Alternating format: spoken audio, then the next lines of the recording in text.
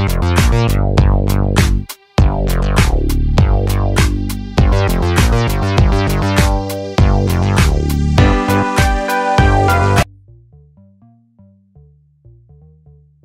family, it is your boy Optimist Sniper. Bienvenue une fois de plus dans une nouvelle vidéo portant sur qu'est-ce qu'une moyenne mobile.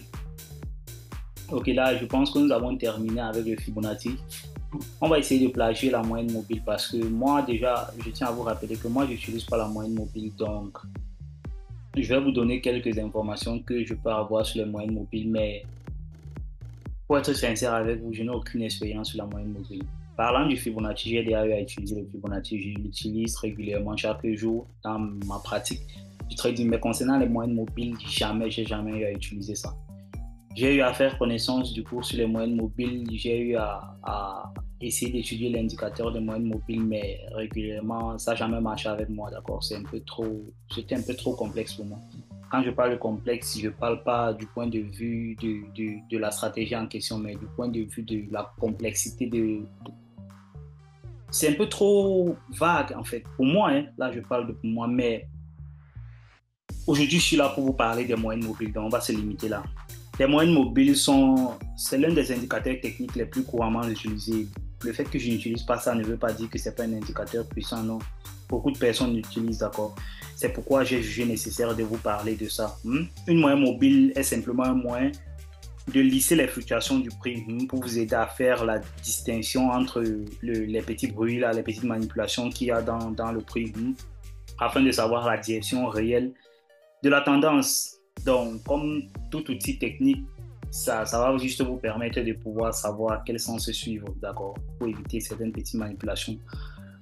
Par moyenne mobile, quand on entend moyenne mobile, on parle du prix de clôture d'une paire de devises, d'accord, et de la période de la paire de devises en question.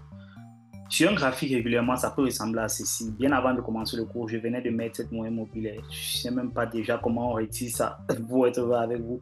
Voilà un peu ce que c'est qu'une moyenne mobile, d'accord. Là, je suis venu par exemple sur indicateur, je tape moyenne mobile là et j'ajoute ça à mon graphique. Ça va me dessiner quelque chose comme ça. Vous allez voir une courbe là qui va partout là. Ça essaie de lisser les fluctuations du prix, d'accord. Quand je parle de lisser, ça veut dire avec les gens japonais, vous avez toutes ces petites variations sur le prix monte, il descend, le prix monte, il descend, mais avec la moyenne mobile, carrément, vous voyez, ça descend juste, d'accord, la courbe est lisse, d'accord, la courbe est carrément lisse, courbe est carrément lisse, c'est un peu ça. C'est comme ça que la moyenne mobile se présente sur un graphique. Donc, c'est une courbe là qui va passer entre les bougies là, comme ça, vous allez voir ça comme ça. C'est ça la représentation d'une moyenne mobile. En fonction maintenant de la moyenne mobile que vous allez utiliser, vous allez avoir plus de détails. Comme vous pouvez le voir, la moyenne mobile ressemble à une ligne, ça ressemble à une ligne ondulée superposée sur le prix. C'est représenté par les chandeliers japonais.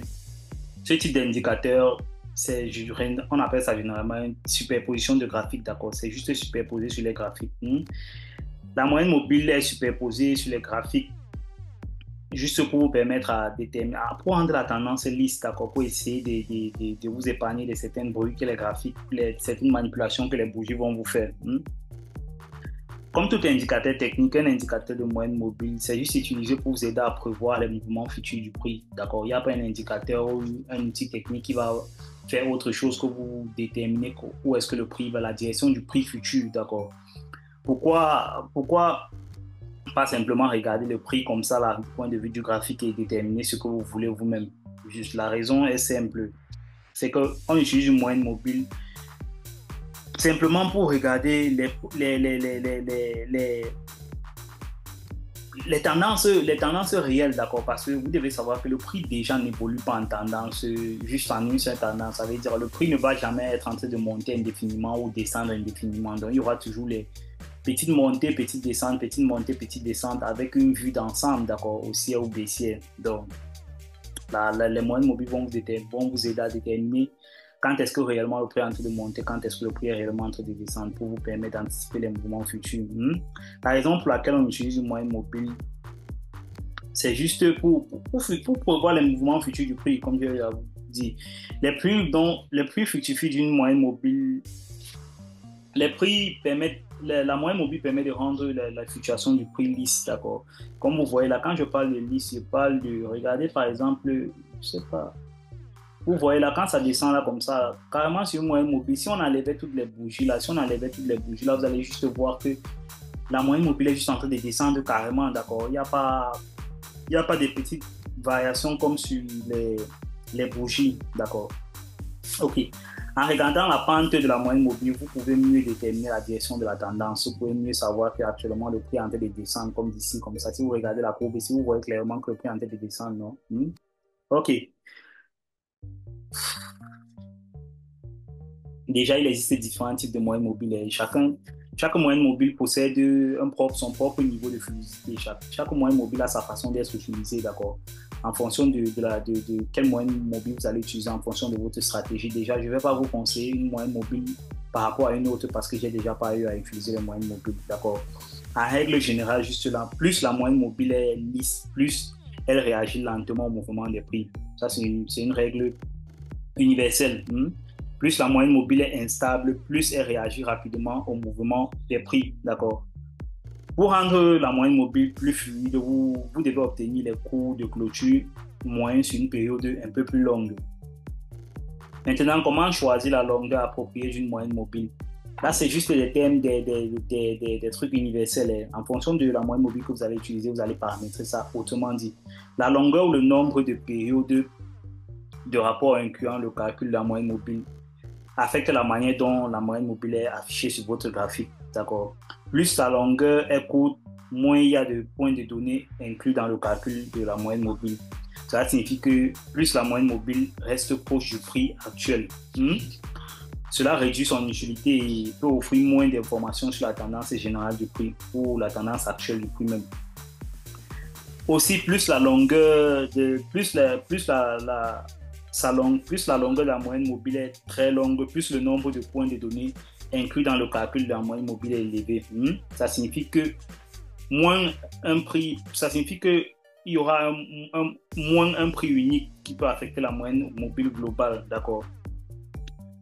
Il y a trop de points de données, les fluctuations qui peuvent devenir trop douces et vous ne pouvez détecter aucune tendance si les coordonnées de la moyenne mobile ne sont pas bien paramétrées, d'accord? Dans les deux cas, il peut être difficile de déterminer la direction des prix successifs en fonction de la moyenne mobile, comment vous allez paramétrer la moyenne mobile. Pour certaines raisons, il est important de sélectionner la durée des moyennes mobiles ou la période qui fournissent le niveau de détail des prix appropriés dans votre trading. Maintenant, vous vous demandez probablement comment allons-nous passer aux choses sérieuses ou comment allons-nous parler de comment utiliser les moyennes mobiles. Dans cette session-ci, on va juste d'abord expliquer deux principaux types de moyennes mobiles. Déjà, on a les moyennes mobiles simples, d'accord? Les moyennes mobiles simples. On a les moyennes mobiles simples. On a les moyennes mobiles simples. Et on a les moyennes mobiles exponentielles. D'accord? On a les moyennes mobiles exponentielles.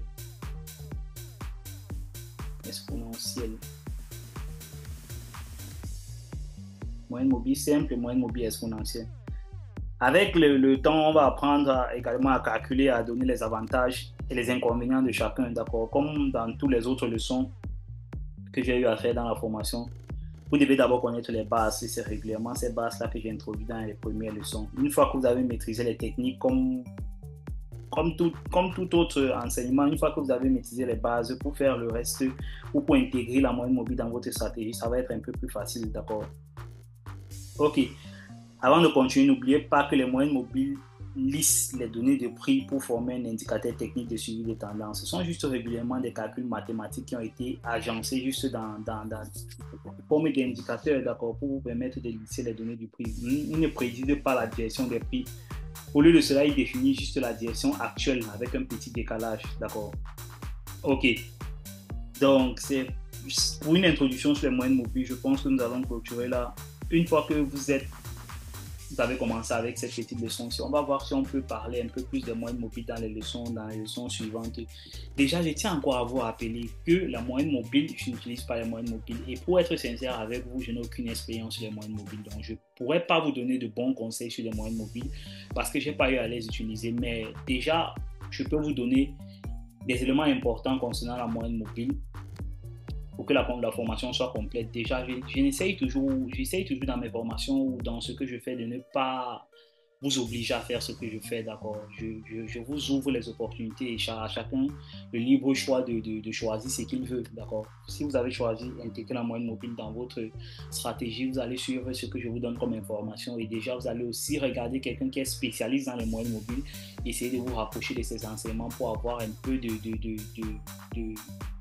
un peu plus de connaissances, d'accord, pour passer au niveau supérieur de comment utiliser le moyen mobile. Parce que moi, je ne peux pas vous amener au supérieur parce que je n'ai pas utilisé le moyen mobile dans mon travail durant ma carrière. Ok. Pour ceux qui ont des questions, vous pouvez laisser en commentaire. It was your mentor, Optimist Sniper.